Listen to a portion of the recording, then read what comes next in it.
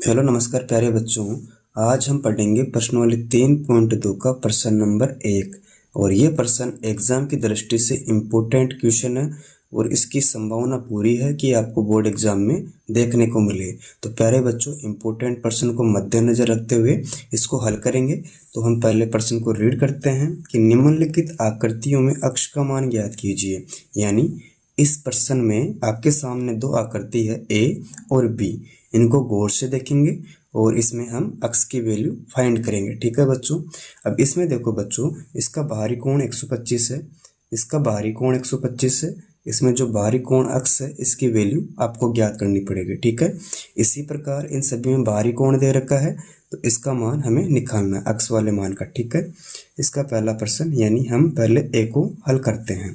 तो प्यारे बच्चों, इस प्रश्न को हल करने से पहले आपको एक बेसिक बात ध्यान में रखनी है कि बाहरी कोणों का मान या बाहरी कोण की माप कितनी होती है, 360 डिग्री।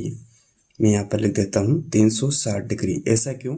आप इस आकृति में देखो, इसका बाहरी कोण 125 है, दूसरा 125 है और तीसरा अक्स है। इन तीनों का टोटल जोड़ 360 डिग्री होता है। ठीक है। यानी इसका 125 बाहरी कोण और ये भी 125 है और तीसरा कोण कौन सा है, अक्स है। ठीक है। इन तीनों का टोटल जोड़ 360 डिग्री होता है क्योंकि बाहरी कोण है तीनों, इसलिए। ठीक है। इन दोनों को जोड़ो, कितना हो गया 250। आगे चिन्ह प्लस का है, उतारूंगा अक्स, इसके बराबर में 360। ठीक है। और हमें किसका मान ज्ञात करना है, अक्स की वैल्यू ज्ञात करनी है। तो मैंने लिखा अक्स, इसके बराबर जो संख्या दे रखी है मैंने इसको उतार दिया। ठीक है यहाँ तक। अब बच्चों देखो, यहाँ प्लस के 250 है, इसका करेंगे पक्षांतरण तो इसका चिन्ह चेंज हो जाएगा, माइनस का 250 हिंदी में लिख देना पक्षांतरण करने पर। ठीक।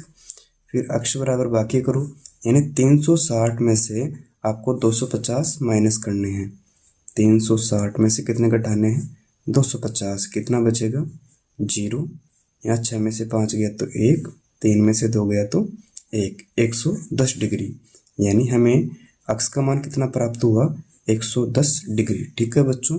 इस प्रकार ये पहला प्रश्न हल होता है। अब इसका दूसरा प्रश्न देखते हैं। देखो बच्चों, आपके सामने आकृति दे रखी है, इसमें बाहरी कोण ये रहा, इसमें ये रहा बाहरी कोण, ये भी बाहरी कोण है। इसमें आंतरिक कोण 90 डिग्री है। आप जानते हो ये भी कितना हो जाएगा, बाहरी कोण में 90 डिग्री। ठीक है। और यहाँ पर बाहरी कोण कितना है, 60 डिग्री। और ये कितना समकोण, ये भी 90 डिग्री है। ठीक है। यानी इसमें जो पूरे बाहरी कोण है इनका टोटल मान 360 डिग्री होता है।